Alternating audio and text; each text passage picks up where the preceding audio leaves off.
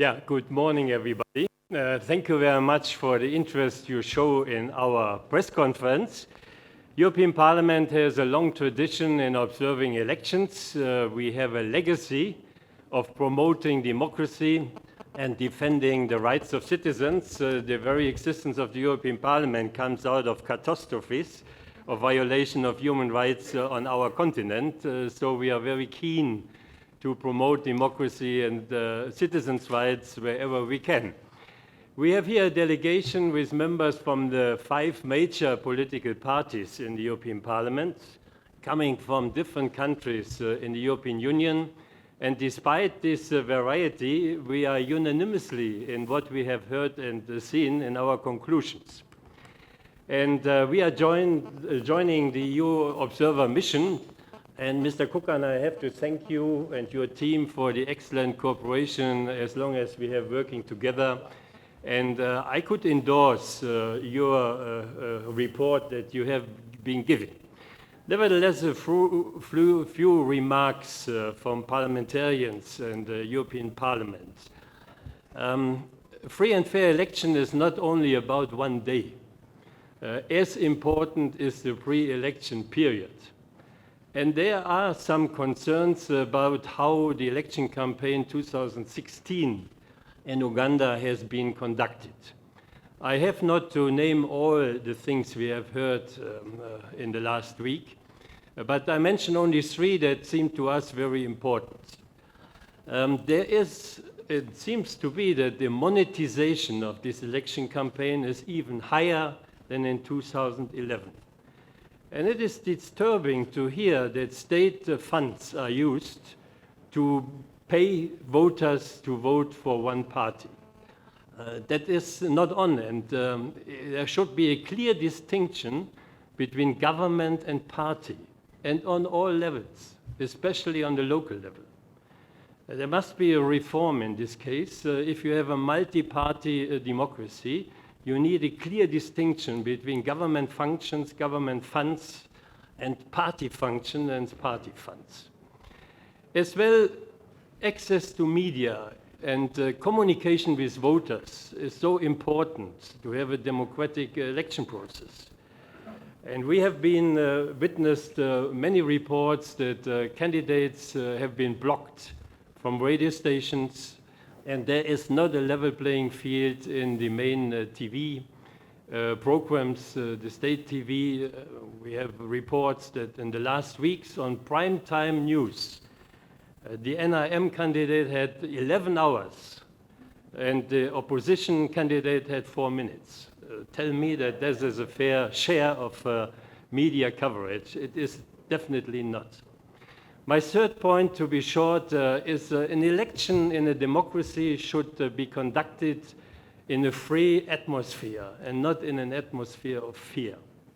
And as well, we are really concerned about many reports of intimidation of citizens, but as well of candidates and their supporters. That as well should develop. Now, we have made recommendations on our earlier observation in 2011, and we deplore that it was only very limited implemented in the country. So there is a lost opportunity, and the country lost 5 years to reform and innovate in this regard. And especially the independence of the Electoral Commission seems to us very important. That is a key element for free and fair elections, that you have an objective, efficient, and independent Electoral Commission. Now, on the election day, we observed many polling stations in Kampala, Jinja, and Masaka district, in the urban as in the rural area. And myself, I was going in parts of Kampala, but I couldn't observe anything because nothing happened for a long time.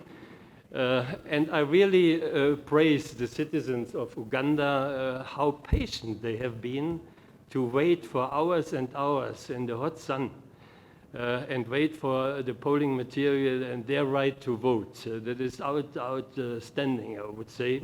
In my country, after 10 minutes, people would go home. Nobody would wait for 5 hours. And long queues above 4 o'clock and late communication that they could vote even longer. In one polling station, only by our presence, it was able for a lot of citizens to continue their voting because they closed by 4. Nevertheless, there have been voters to give their vote. Now, the citizens of Uganda deserve better, and we hope that there will be some conclusions and consequences of the deficits of this election.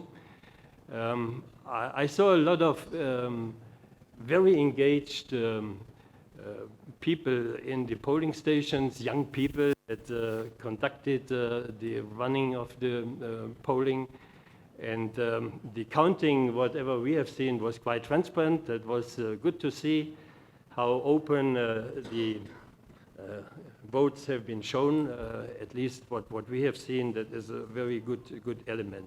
Now, we as well will deliver a report, and we are, as the European Union, promoting the cooperation with Uganda. We very much would like to cooperate and to look for new opportunities to promote the democratic culture and democratic process in this country. And my last word would be that after the election is before the election. And therefore, there must be a political dialogue between the parties and the government. There should be a peaceful dialogue in this country between citizens, civil society, parties, and the government authorities. That would be my wish. Thank you for your attention.